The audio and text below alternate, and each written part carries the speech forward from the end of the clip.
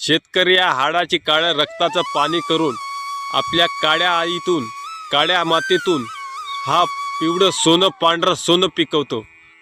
त्याला कष्ट करतो, राब तो रात दिवस एक करतो। त्याच्यानंतर कुठंतरी शासनाच्या धोरणामुळे शेतकरी मारक असे धोरण असल्यामुळे आम्हा शेतमालांना भाव मिळत नाही। त्यासाठी आज दिल्ली येथे हजारो शेतकरी रस्त्यावर उतरले।